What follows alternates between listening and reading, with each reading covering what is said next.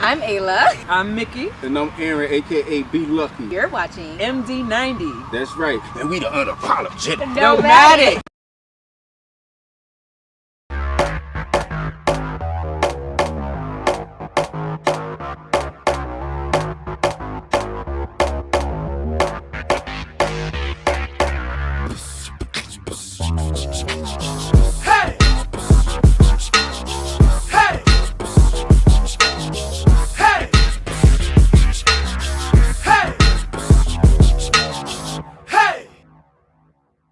Well, the cracks within the UCA alliance seem to be still making news.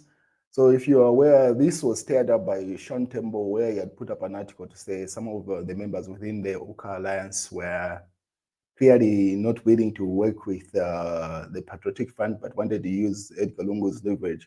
So that particular statement stirred up a number of conversations around it, which made Sakuba Scott also to issue a warning to every UCA Alliance member to say they should stop making statements that have not been endorsed by everyone. Separate statements are not made and then associated to UCA Alliance.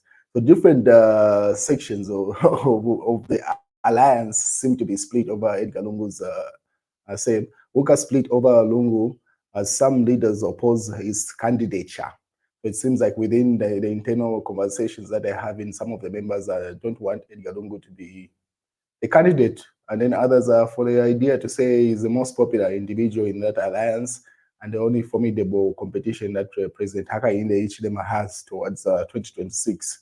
So that's where the conversation is. And then this is something that most of the people that were being sorted out to join the alliance, people like Fred Membe and KBF, brought up inception to say there's a big elephant in the room, and if it's not addressed, eventually this political alliance is going to lead to an inevitable end, and it seems like that's where it's heading towards.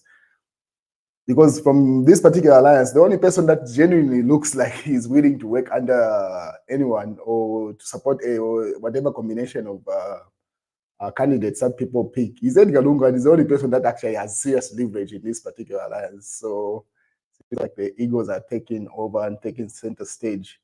So we'll wait and see how it plays out. But you could even tell from the way Rafi Kachindo was speaking in his recent public address, which he had a couple of hours ago, like, you know, you can tell that now PF is working towards probably getting into another alliance of some sort. They mentioned the Tulsi Alliance that was recently formed.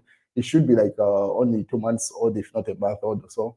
And it seems like they're willing to work with anyone, because in this particular UCA alliance, it seems like people want to use Edgar Lungu's leverage, but they don't want to associate with the PF. And the cracks are showing. You know, we'll wait and see how eventually that will play out, because different accusations came from Sean Tembo saying some people are being paid, and then he mentions a couple of things is yet to provide evidence for in that regard. So that's the UCA alliance, and that's the current state of our presidents that are part of it as things stand. And the person on the far right bottom there, that's Sean Tembo in the front. That's the one that issued the earlier statement associated to Lungu. So from this particular, and you can even tell the way they designed this, Edgar Lungu is put at the center, because in reality, he's the only person that actually has the political leverage in this association or alliance. But it seems like they want is following, but they don't want to associate with the PF some elements within that. Anyway, wait and see how they eventually decide to combine it. And will PF accept that? It seems like PF is also not willing to accept any combination of leaders that does not involve Edgar Lungu being the head of it. This was predicted, very predictable. People were saying this is a dead on arrival. As long as they do not state who the head of the alliance is going to be or the candidate, eventually these wrangles will pop up. If you remember, even in the past, there was a time that the current president, Hakainde Hichilema, and the late Michael Sata combined ahead of towards the elections. And eventually, when it came to decide who's going to lead the pact, it eventually fell apart. So it seems like same script, same old script, but new players, nothing new here. And then all these reality check political alliances in Zambia, someone posts up an article and also their own analysis of how people seem to be more invested in their personal interests. And economist Travis Ayimbi has urged President Hakainde Hichilema to focus on rectifying energy crisis as he addresses Parliament this Friday to set the tone for economic recovery. So as you may be aware, the president is scheduled to open Parliament this coming Friday. And from the time that he came back from China, the president has been pretty much off. The last update that he put up was a scripture reading on this particular platform. Probably he's saving everything that he needs to say for Friday's address, because there are a number of issues that people wanted to or want to hear from the president, and especially based off the trip that he made, an update, what new changes are likely to happen. And yeah, so everyone is looking forward to that address, and you can see people are chipping in and throwing in their cards. But expect or they are looking forward to hear from the president this Friday. So President Hakainde Hichilema will open Parliament and address the nation and the Parliament itself. People are looking towards that, or forward to that. And then obviously this post keeps resurfacing, the one that President Hakainde Hichilema had made during opposition on July 28, 2020, where he was talking about this load shedding is unacceptable. People always bring this up, and Harikawa said, I couldn't agree more, Mr. President. Mr. President Hakainde Hichilema, the ravaging and far-reaching effects of this disaster is not yet full-blown, and the current rhetorical approach to this disaster is not helping. Declare the energy crisis a national disaster now. So Harikawa is advising President Hakainde Hichilema to declare this load shedding as a national disaster. I do not know how that helps. Is that one way of getting off the contracts that currently Zambia has? Where, because if you are aware, Zambia is still exporting power to certain countries based on the agreement that they have. Also, probably declaring it as a national disaster will make it legally viable for Zambia to stop exporting that power. Maybe that's a point that Harikawa is driving towards. But otherwise, if it's just declaring it a national disaster for the sake of declaring it, I don't see the point of that. Anyway, we wait and see how the president addresses this, because this is one element that he cannot ignore. Even in his parliamentary address that is coming up, people are looking forward to an update and the way forward to the nation.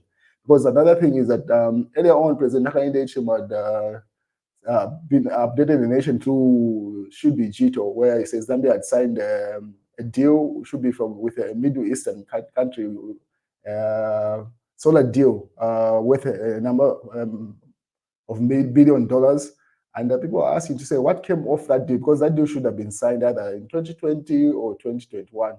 Allegedly, we wait and see how these recent MOUs that were signed in China have a tangible effect on the ground. Harikawa says, I just visited my brothers, Chilangwa and Chitotela, and others in Kobeko prison in Kabwe. They have been kept in detention for the last 58 days, still struggling to get their appeal. Justice delayed is justice denied. So he went to visit Chilangwa and saying, why are they not been taken to court? And now this is like 58 days. Time really flies. I mean, yo. And then judgment in the case in which Boma Lusambo is charged with assault during the Ron by-elections set for October 31st, 2024. So it seems like now Boma Lusambo's cases are coming to an end, most of them. So one of them, judgment has been pegged. Seems like all court hearings have come to an end. So on the 31st, we wait and see how that plays out for Boma Lusambo. Police assure mobile money fraud victims. Yeah, that's been prominent. This was reported in this particular newspaper.